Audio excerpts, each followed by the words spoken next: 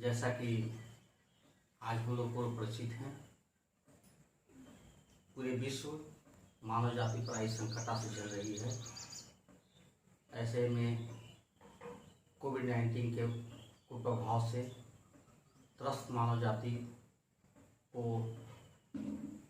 अपने बचाव के लिए सुरक्षित है अपने घरों में। ऐसी विपदाओं को देखते हुए हम सभी शिक्षकों, बुद्धिजीवियों को कर्तव्य बनता है कि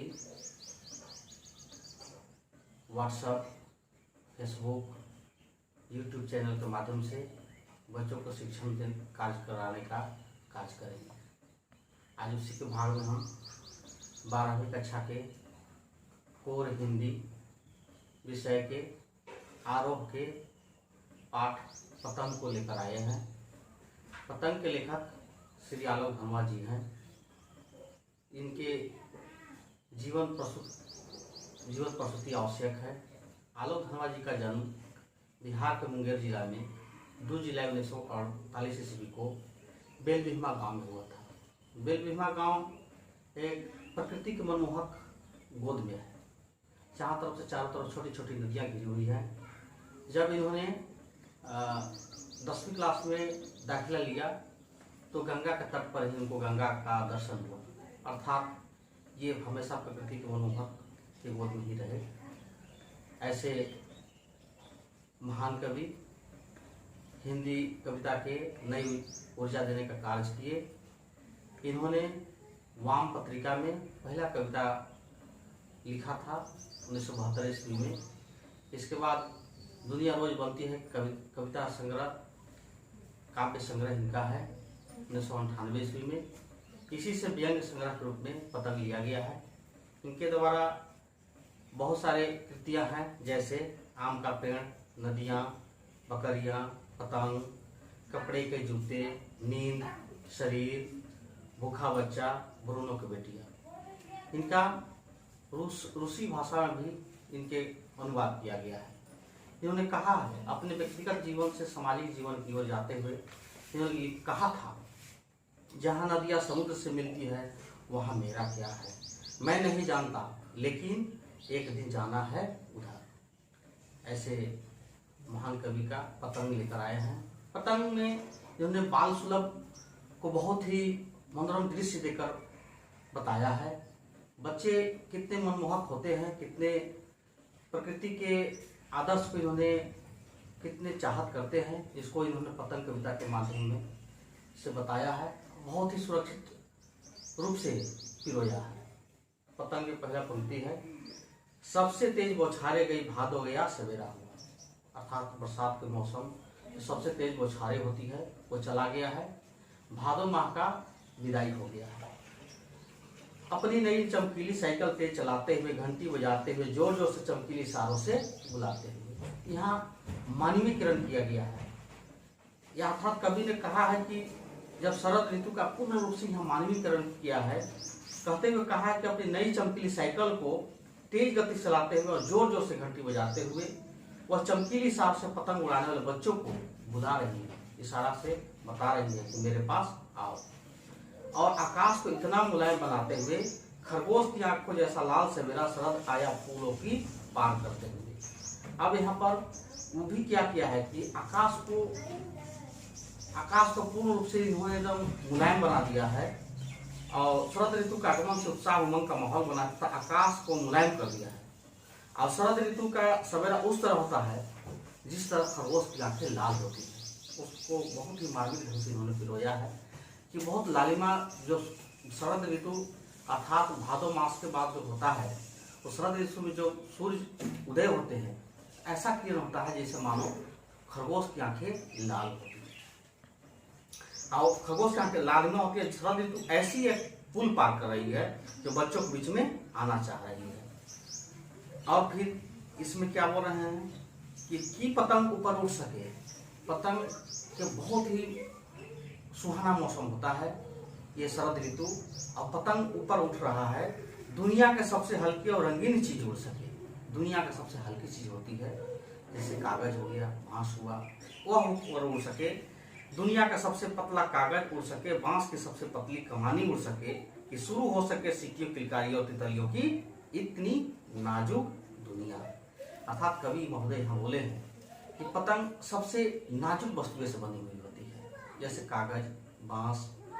और ये जब एक बाकी आकाश छूती है पतंग, तो बच्चे बहुत ही किलकारियाँ मारते हैं, सीटियाँ बजाने लगते हैं। और यहाँ तक कि जो प्रकृति के शोभायमान है तितलियां, वो भी रंगीन चीजें भी सामने साथ साथ उड़ने लगती है। अब आगे की पंक्ति है, जन्म से ही वो अपने पास लाते हैं कपास। बच्चे के बारे में कवि महोदय बोले हैं, बच्चे जन्म से ही कपास लेकर आते हैं, कोमल वस्तु लेकर आते हैं। पृथ्वी घूमती है हुई आती है उनके बेचैन पैरों के पास।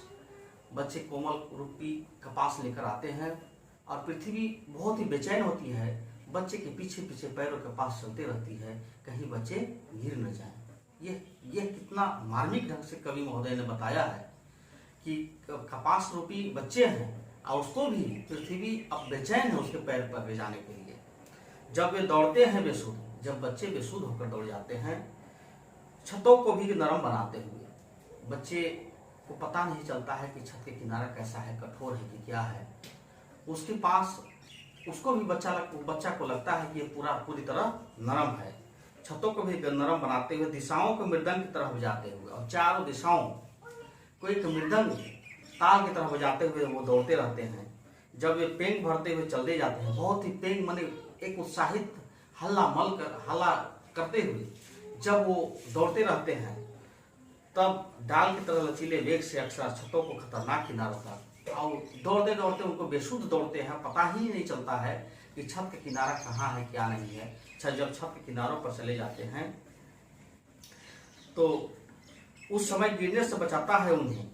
और उस समय जब छत के किनारे पर चले जाते हैं तो देखिए कितना बढ़िया कवि ने काल्पनिक रूप से वर्णित किया है कि उस छत के किनारा है, किनारे पर जब वो बेसुध होकर दौड़े चल जाते हैं तो सिर्फ उस समय कौन बचाता है उनको? सिर्फ उनके ही रोमांचित शरीर का संगीत। इतना अपना रोए रोए में संगीत मय होता है बच्चे का कि उसको अपना संगीत के बच्चे किलकारियाँ मारते हैं, सीटियाँ बजाते हैं, पतंग की डोरी पकड़े होते हैं, और उसको केवल रोमांचित शरीर का ही बचाता है संगीत। और पतंगों की धड़कती ऊंचाई उन्हें थाम लेती है। अब पतंग कितनी ऊंचाई होती है और पतंग की धड़कन उनको थाम लेती है, महज एक धागे के सहारे। धागे के सहारे किनारे से बचते बच्चे बच जाते हैं। यह कवि का कितना ही बच्चों के प्रति आकर्षण भाव से पतंग और डोरी और बच्चे को दोनों के तुलनात्मक रूप से बताया है।